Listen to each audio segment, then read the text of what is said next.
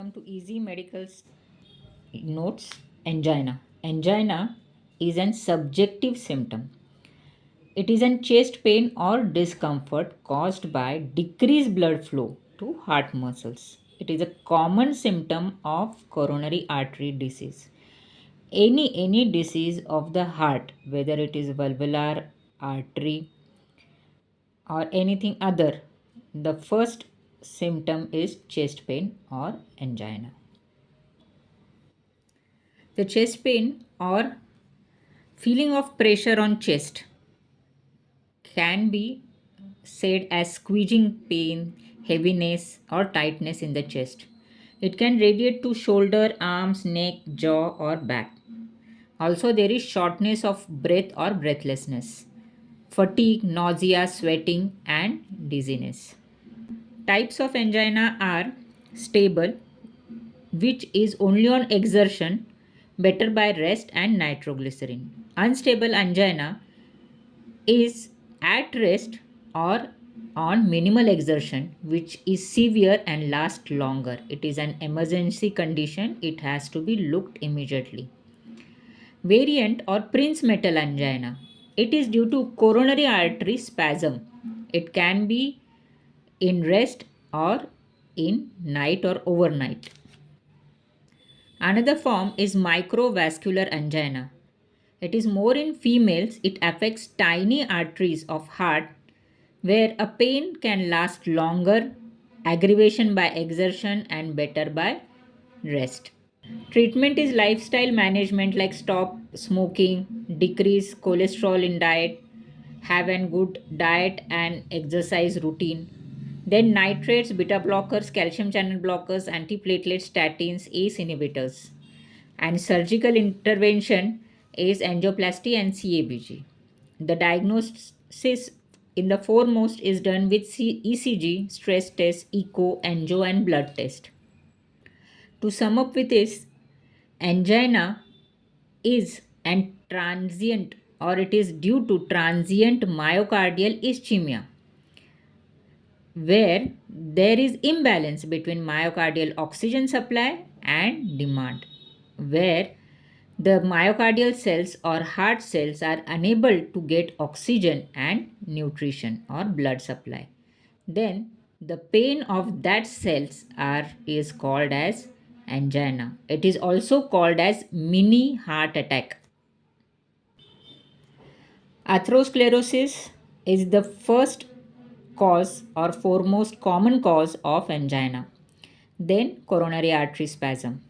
There is one syndrome X where there is angina, but on angiography there are no blocks or no atherosclerosis. Such angina is objective and positive on stress testing, but normal coronary arteries on angiography. It is more seen in women. Angina can precipitate on physical exertion, cold exposure, heavy meals, intense emotions, vivid dreams, or lying flat. According to Canadian Cardiovascular Society, angina can be scored or classified. Class 1 angina, where angina or chest pain only during strenuous or prolonged physical activity, that is exertion. Class 2 is slight limitation with angina only during vigorous physical activity. Class 3 moderate limitation where symptoms occur with everyday activities, that is routine activities. Class 4 at rest, angina at rest, inability to perform any activity without angina or angina at rest, that is severe limitation. Class 1 there is no limitation, class 2 it is slight limitation, class 3 is moderate limitation, and class 4 is severe limitation of the patient. He cannot do any movement or the movement causes angina.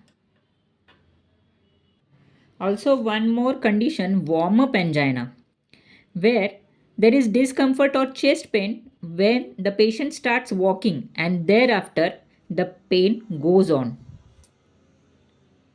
The condition where angina should be taken very seriously. Post infarct angina, poor effort tolerance, ischemia at low workload, left main or three vessel disease, where the person has three vessel disease, and poor left ventricular function or LVF. Management first primarily is lifestyle changes. When the patient comes, a proper consultation with history and examination to be done. Then a blood test with 12 lead ECG, chest X-ray, 2D echo. Then exercise ECG or stress test. If it is confirmed that it is angina, then go for other therapies like anti-anginal therapies, medicines, or surgical. If it is confirmed that it is not due to cardiac condition, think of other diagnosis. If it is non-obstructive coronary artery disease, think of preventive therapies. When there is ST depression, it is more indicative of myocardial ischemia.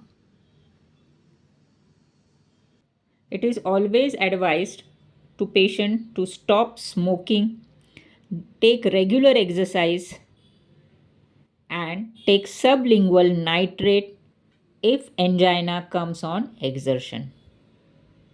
Anti-anginal drug therapy, the first in line is low dose aspirin 75 mg, then clopidogrel 75 mg. It can be taken daily. Then comes nitrate, which cause venous and atriolar dilatation. Sublingual GTN or glyceryl trinitrate, isosorbitrate dinitrate or isosorbitrate mononitrate given at anginal pain. Then comes beta blockers, which lowers myocardial oxygen demand by reducing heart rate, BP, and myocardial contractility. But it cannot be given in asthmatic patient because it causes bronchospasm and can trigger asthmatic attack. Calcium channel calcium channel agonist or blockers lowers myocardial oxygen demand by reducing BP, myocardial contractility, but it may cause tachycardia. So it is given with beta blockers. They are nifedipine, nicardipine, amlodipine, verapamil, and diltiazem. Potassium channel activators are nicorandil, which is an vasodilator. Then ivabradine, which is which induces bradycardia without causing or without harming myocardial contractility. It is given in heart patient or heart failure patients. Then comes ronalazine, which inhibit late inward sodium current in coronary artery smooth muscles, thus reducing myocardial contractility or workload on myocardium. Non pharmacological treatments like percutaneous coronary intervention PCI or angioplasty or CABG, coronary artery bypass grafting.